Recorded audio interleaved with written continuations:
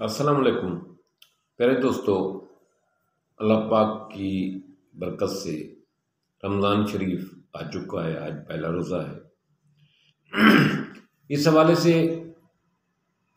कि जो heart patient लोग हैं वो रमज़ान पाक की बरकतों से कैसे फैज़याब हों, वो रोज़ा कैसे रखें, उनकी सहरी कैसी होनी चाहिए और इफ्तारी में उनको क्या करना चाहिए।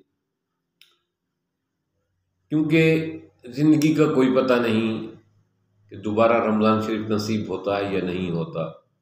हर आदमी की लाइफ में ऐसा है, जब भी कोई मौका मिले परवरदिगार से ताल्लुक़ जोड़ने का तो ज़रूर जोड़ा करें। कुछ इबादत, कुछ नेकियां, कुछ काम मालिक के साथ ऐसे किया करें जिनका गवाह कोई ना हो, जिनका जिनका शाहिद कोई ना हो। जिस तरह हम बहुत सारी बुराइयां, खराबियां लोगों से छुप के करते हैं, इसी तरह कुछ इबादतें और रियासतें, कुछ ज़िक्र और फ़िक्र भी लोगों से छुप के करना चाहिए। उस हवाले से रोज़ा भी एक ऐसी इबादत है जो जब तक लोगों को खुद न बताए तो लोगों को पता नहीं चलता, और पूरा दिन आदमी उस ज़िक्र मालिक का करता रहे तो इसका भी लोगों को नहीं पता चलता कि ये क्या कर रहा है।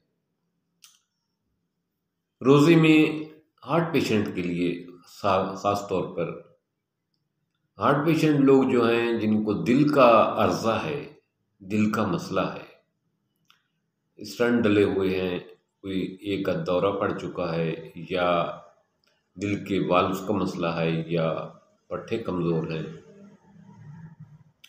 या दिल कमज़ोर है, या धड़कन तेज़ हो जाती है, या अंजाइना का मसला है कि जिससे उनके गाए बगाए हार्ट में पेन होती रहती है। ऐसे लोगों को चाहिए कि वो रोज़ा रखने से पहले अपनी मुआलिज, जिसकी ट्रीटमेंट चल रही है जिस डॉक्टर की, उससे राय ज़रूर लें। उसको बताएं कि मैं रोज़ा रखना चाहता हूँ तो मुझे क्या एहतियात चाहिए, वो भी मशवरा देगा। लेकिन मेरी नाक़िस राय के मुताबिक जिनको बहुत शिद्दत के साथ हार्ट का मसला नहीं है वो रोज़ा रखें। रोज़ा सहरी में खाना जो है, बजाय इसके कि बहुत भर के खाएं, क्योंकि रोज़े का मतलब ही यही होता है कि वक्फ़ा। वक्फ़ा का मतलब ये नहीं कि आप पूरे दिन पहले रूटीन जो थी, 2 रोटियां सुबह को, 2 शाम को, 2 दोपहर को, 6 रोटियां खाते थे।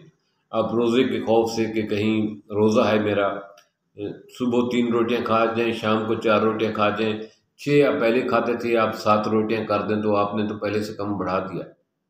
रोज़े का मकसद ही फौत हो गया। रोज़े का मकसद है थोड़ी सी कमी करना अपने खुराक में, अपने काम में।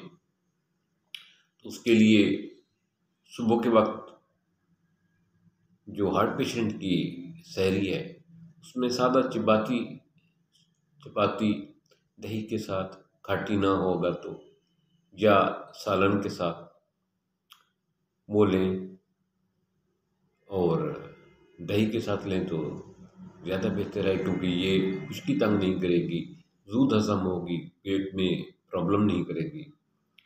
और उसके बाद आप लास्ट पे इलायची, चाय ले लें। चाय से ये होगा कि प्यास की शिद्दत तंग नहीं करेगी आपको। और लास्ट पे इलायची जो है ना चबा लें। इलायची भी, सब्ज़ इलायची का एक बेनिफिट ये है कि इससे प्यास नहीं लगती। वैसे भी अल्हम्दुलिल्लाह मौसम बेहतरीन है, लेकिन रोज़ा फिर भी रोज़ा है। और मेडिसिन ले लें, जो आपने दोपहर को लेनी है उनको डिवाइड कर लें सुबह शाम पे। सुबह को ले लें, शाम को ले लें। और मैंने ये अक्सर देखा है, तजर्बे में आया है, जितने भी पेशेंट हैं जब वो रोज़ा शुरू कर देते हैं तो अल्लाह पाक उनको हिम्मत दे देता है, हौसला दे देता है और सेहत दे देता है। और उनको रोज़े के दौरान अक्सर व बेशतर प्रॉब्लम नहीं होता। लेकिन फिर भी आप डॉक्टर से मशवरा ज़रूर करें, डॉक्टर से कंसल्ट ज़रूर करें। और अफ्तारी के हवाले से हार्ट पेशेंट के लिए वो बाद में बताएंगे कि अफ्तारी में क्या लेना चाहिए। सहरी में आप दूध की पक्की लस्सी भी ले सकते हैं, दही भी ले सकते हैं, सालन भी ले सकते हैं और कोई फ्रूट वगैरह भी ले सकते हैं, फ्रूट का सूप ले सकते हैं। लेकिन मक्खन, घी, फैट्स वाली चीज़ों से परहेज़ करें, कोलेस्ट्रॉल वाली चीज़ों से परहेज़ करें, जैसे अंडा है, चावल है, इन चीज़ों से परहेज़ करें और ऐसी ग़िज़ा लें जो आम तौर पे आप सुबह नाश्ते में लेते हैं, वैसी ग़िज़ा लें, वैसे ही नाश्ता करें जैसे सुबह हम रूटीन नाश्ते में करते हैं। दोपहर के खाना स्किप करना है, बात सिर्फ इतनी सी है। ये नहीं है कि हिसाब बराबर नहीं करना, दोपहर का खाना स्किप करना है। पानी भी हार्ट पेशेंट के लिए ये है कि पानी वो दबा के ना पिए, क्योंकि पानी भी अगर रज के पिया जाए, पेट भर के पिया जाए, तो इससे भी जो है ना मेरे पेट में गैस बनती है और हार्ट पेशेंट का प्रॉब्लम जो है ना वो बढ़ जाता है। मुझे उम्मीद है कि हार्ट पेशेंट के लिए जो सहरी की बात मैंने बताई है, उसके लिए इंशाअल्लाह ताला इन्फॉर्मेटिव रहेगी। आप डॉक्टर की राय पहले लें, उसके बाद रोज़ा रखें। अल्लाह का नाम लेकर रोज़ा रखें, ज़िंदगी का कोई पता नहीं, रोज़े ना छोड़ें। डॉक्टर से ज़रूर कंसल्ट करें। अपनी सेहत का ख्याल रखें, रात के अद्वियात, सुबह के अद्वियात ले लें, जो रूटीन में लेते हैं, डॉक्टर की राय के मुताबिक वो ज़रूर लें। तो अल्लाह पाक आपको हिम्मत भी देगा और आपके लिए आसानी भी पैदा करेगा। और ज़िंदगी का कोई पता नहीं, आप इस रमज़ान शरीफ की बरकतें और रहमतें ज़रूर समेटें और मालिक से दुआ मांगें कि वो आपको हिम्मत दे, हौसला दे और आपके घर में खैर और बरकत दे।